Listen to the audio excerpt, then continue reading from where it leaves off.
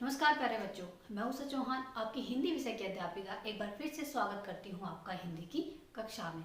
तो हमारा आज का विषय है अनेक शब्दों के लिए एक शब्द। तो आज हम क्या करेंगे बच्चा? अनेक शब्दों के लिए एक शब्द। तो देखिए, अनेक शब्दों के लिए एक शब्द को हम वाक्यांश के लिए एक शब्द भी कहते हैं। तो आपको बिल्कुल भी कंफ्यूज नहीं होना है। अनेक शब्दों के लिए एक शब्द या वाक्यांश के लिए एक शब्द, दोनों का अर्थ एक ही है। तो इन्हें हम कैसे समझेंगे? इन्हें हम कुछ प्रश्नों के माध्यम से समझेंगे, जो कि मैंने यहाँ पर लिखे हुए हैं। देखिए, हमारा पहला प्रश्न है, अध्यापक किसे कहते हैं? तो देखिए बेटा, अध्यापक किसे कहते हैं? जो छात्रों को पढ़ाता है वो कौन कहलाता है? अध्यापक। तो नीचे मैंने इनके उत्तर भी लिखे हुए हैं, इससे ही हम समझेंगे। देखिए, अध्यापक कौन होता है? जो छात्रों को पढ़ाए, वो कौन कहलाता है? अध्यापक। तो दूसरा हमारा प्रश्न क्या है? सहपाठी किसे कहते हैं? तो किसे कहते हैं सहपाठी? जो कक्षा में आपके साथ पढ़ता है वो कौन कहलाता है? सहपाठी। जैसे जो आपके फ्रेंड्स हैं, जो आपकी कक्षा में हैं, वो आपके कौन है? सहपाठी। तो मैंने यहाँ आंसर लिखा हुआ है सहपाठी। कक्षा में साथ पढ़ने वाला कौन कहलाता है? सहपाठी। तीसरा क्वेश्चन है, डॉक्टर क्या काम करते हैं? तो बेटा, डॉक्टर क्या काम करते हैं? जो रोगी का इलाज करे। ठीक है, तो डॉक्टर क्या काम करते हैं? रोगी का इलाज करते हैं ना। तो अब मैं आपको ये बोलूं कि रोगी का इलाज करने वाला कौन हो गया? डॉक्टर। कक्षा में पढ़ाने वाला कौन हो गया? अध्यापक। कक्षा में साथ पढ़ने वाला कौन हो गया? सहपाठी। तो अब देखिए, अब आप देखिए, मैं इन प्रश्नों के माध्यम से, अब चाहे हम पूरा ये वाक्य लिखें कि जो छात्रों को पढ़ाए वो कौन? अध्यापक, या फिर हम अध्यापक लिखें, तो इन दोनों में क्या समानता है या दोनों अलग हैं? बताइए मुझे, कमेंट बॉक्स में जरूर लिखिएगा कि दोनों समान है या असमान है। तो बताइए, दोनों में समानता है कि नहीं है? दोनों में समानता है, क्योंकि दोनों का मतलब क्या है? एक ही है। चाहे हम अध्यापक कहें, चाहे हम जो छात्रों को पढ़ाए ये कहें, दोनों एक ही हैं। तो यहाँ पर हमने क्या देखा कि यहाँ पर बहुत सारे शब्द हैं, 1 2 3 4 शब्द हैं। इन शब्दों के लिए केवल यहाँ पर हमने किसका प्रयोग किया? अध्यापक। ठीक है, देखिए, जैसे मैं आपको एक उदाहरण देना चाहूंगी कि मेरे मोहल्ले में एक चिट्ठी बांटने वाला इंसान रहता है। ठीक है, या मेरे मोहल्ले में एक चिट्ठी बांटने वाला व्यक्ति रहता है। ठीक है, या फिर इसका दूसरा मैं कैसे बोल सकती हूँ कि मेरे मोहल्ले में एक डाकिया रहता है। अब देखिए, यहाँ पर चिट्ठी बांटने वाला व्यक्ति, तो ये पूरा हमारा क्या हो गया? वाक्य। और इस वाक्य में क्या है? बहुत सारे शब्द। लेकिन उस वाक्य की जगह मैंने केवल क्या प्रयोग किया? क्या किया? केवल एक शब्द। क्या? कि मेरे मोहल्ले में कौन रहता है? डाकिया रहता है। तो जहां पर हम अनेक शब्दों के लिए एक शब्द का प्रयोग करते हैं, वही होते हैं हमारा अनेक शब्दों के लिए एक शब्द। ठीक है, तो आपको समझ में आया होगा। आप देखिए, इनके लिए, इन शब्दों के लिए हम इनको प्रयोग कर सकते हैं। जैसे कक्षा में साथ पढ़ने वाला, सहपाठी। जैसे कि मेरी कक्षा में मेरे बहुत सहपाठी हैं, या फिर मेरी कक्षा में मेरे साथ पढ़ने वाले बहुत हैं। अब दोनों को यहाँ पर हमने क्या लिखा? पूरा वाक्य लिखा या बहुत सारे शब्द लिखे, लेकिन यहाँ पर क्या लिखा था? केवल हमने यहाँ पर क्या लिखा था? सहपाठी। तो देखिए, तो जहां पर हम एक वाक्य के लिए किसी एक शब्द का प्रयोग करेंगे, वो होता है हमारा अनेक शब्दों के लिए एक शब्द। ठीक है, या अनेक शब्दों के लिए एक शब्द का प्रयोग करेंगे, बात एक ही है। जैसे मैंने आपको बताया था ना, वाक्यांश के लिए एक शब्द और अनेक शब्दों के लिए एक शब्द, दोनों एक ही होते हैं। ठीक है, तो आपको इतना समझ में आया होगा। तो यहीं से हमारी डेफिनेशन आएगी, यहीं से हमारी परिभाषा आएगी। तो अभी हम परिभाषा देखते हैं। तो देखिए, एक बार परिभाषा देखेंगे बेटा।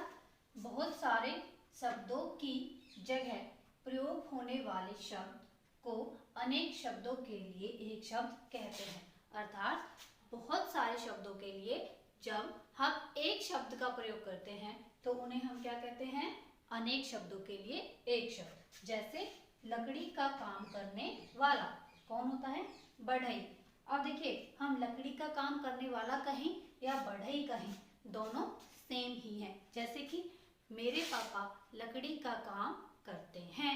अब देखिए, यहाँ पर मैंने कितना बड़ा, या फिर मेरे पापा बढ़ई हैं। ठीक है, तो ये होता है हमारा अनेक शब्दों के लिए एक शब्द। मैं आशा करती हूँ कि आपको अच्छे से समझ में आया होगा। तो अब हम अपनी हिंदी की पाठ्य पुस्तक निकालेंगे और उसमें आओ करे 4 और आओ करे 5 देखेंगे। तो देखिए बेटा, आओ करे 4 और आओ करे 5 करने से पहले हमें क्या करना है, हम हमारी पाठ्य पुस्तक में कुछ उदाहरण दिए गए हैं जिन्हें अच्छे से पढ़ेंगे, समझेंगे और याद करने के बाद आओ करे 4 और आओ करे 5 करेंगे। तो देखिए कुछ उदाहरण पढ़ते हैं। प्रत्येक दिन होने वाला, तो प्रत्येक दिन होने वाला को क्या कहते हैं, दैनिक। तो हम इसके लिए क्या एक शब्द यूज कर सकते हैं, प्रयोग कर सकते हैं, दैनिक। मास में एक बार होने वाला, मासिक।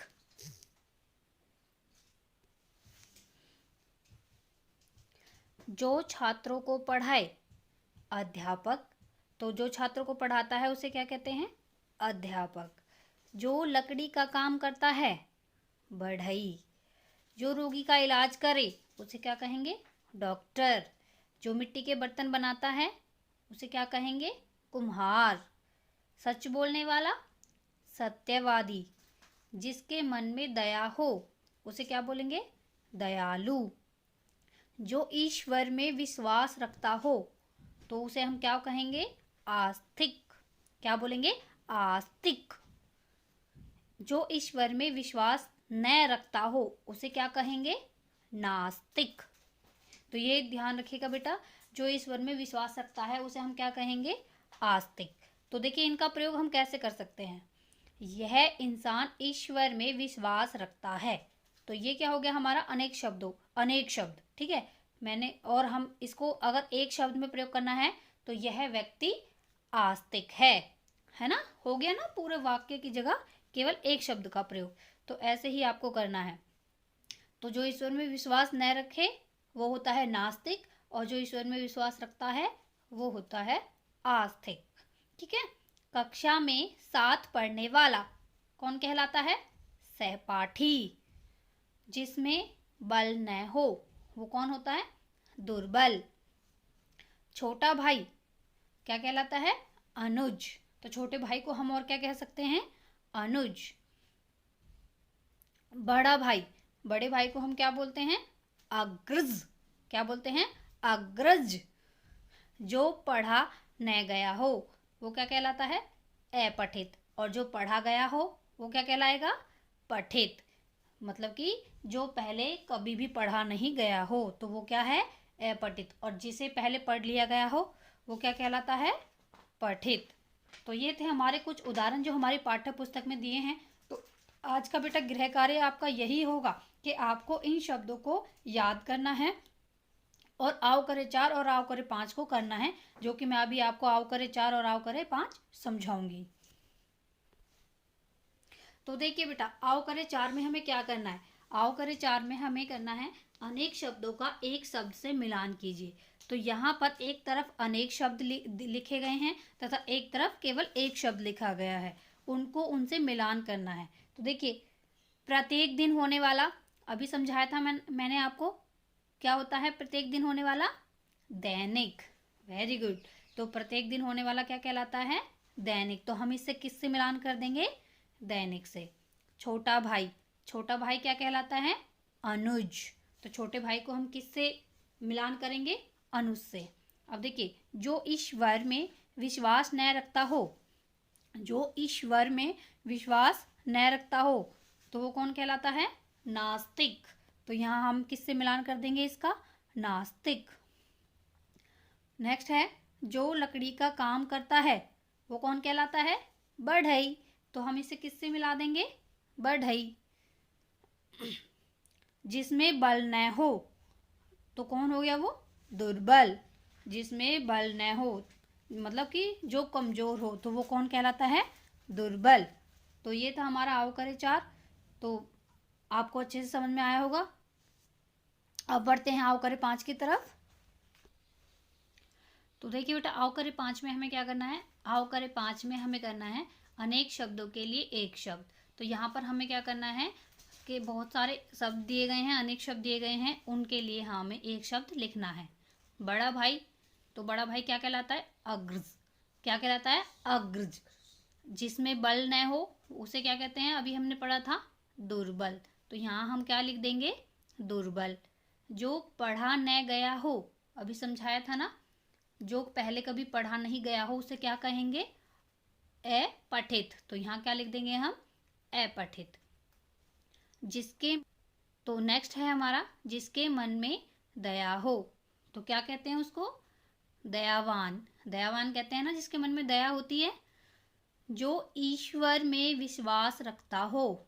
अब देखिए पहले हमने किसके बारे में पढ़ा था अभी अवगुण 4 में, जो ईश्वर में विश्वास नहीं रखता हो, तो वो कौन था, नास्तिक। नास्तिक था ना। और जो ईश्वर में विश्वास रखता है वो कौन है हमारा, आस्तिक। तो ये हमारे यहाँ पर क्या आ जाएगा, आस्तिक। तो ये था हमारा आव करे 4 और आव करे 5, जो कि आपको गृह कार्य में करना है। तो आपको आज गृह कार्य में क्या क्या करना है बेटा, आव करे 4 भी करना है, आव करे 5 भी करना है, और जो उदाहरण दिए गए हैं इनको याद भी करना है अच्छे से, ठीक है। और इसके साथ साथ आपको बेटा मेरी बारी 1 भी करना है, ठीक है, जो कि पेज नंबर 14 पर हमारी प्रैक्टिस बुक में है। तो उसको भी मैं अभी आपको समझा देती हूँ। तो देखिए बेटा ये है मेरी बारी 1। तो मेरी बारी 1 में हमें क्या करना है, दिए गए शब्दों के लिए अनेक शब्द लिखिए। तो यहाँ पर हमें क्या करना है, एक शब्द दिया गया है और उसके लिए हमें एक वाक्य लिखना है ना। वाक्य का मतलब होता है अनेक शब्द, ठीक है, अनेक शब्द हमें लिखने हैं। बढ़ई, अब बढ़ई के लिए हम क्या लिखेंगे, जो लकड़ी का काम करता है वो क्या कहलाता है, बढ़ई। तो हम यहाँ पे क्या लिख देंगे, जो लकड़ी का काम करता है। अगला है हमारा दयालु। अब देखिए मैंने बोला था ना दयावान, दयावान या दयालु दोनों एक ही होते हैं, ठीक है। तो यहाँ पर हम क्या लिख सकते हैं, जिसके मन में दया हो। तो यहाँ पर क्या आएगा, जिसके मन में दया हो। अगला है हमारा अनुज। तो बताइए अनुज किसे कहते हैं, बड़े भाई को या छोटे भाई को, बताइए जल्दी से, किसको कहते हैं, छोटे भाई को, है ना। छोटे भाई को अनुज कहते हैं। तो यहाँ पर हम क्या लिखेंगे, छोटा भाई। अब सत्यवादी, सत्यवादी मतलब सच बोलने वाला। तो यहाँ पर हम क्या लिख देंगे, सच बोलने वाला। तो ये था हमारा मेरी बारी 1। तो आज का आपका गृह कार्य बहुत सारा है, लेकिन बेटा कीजिएगा। और कुछ आपको मैं जो नोट्स हैं वो PDF के माध्यम से भेजूंगी, जो आपको अपनी फेयर नोटबुक में करने हैं।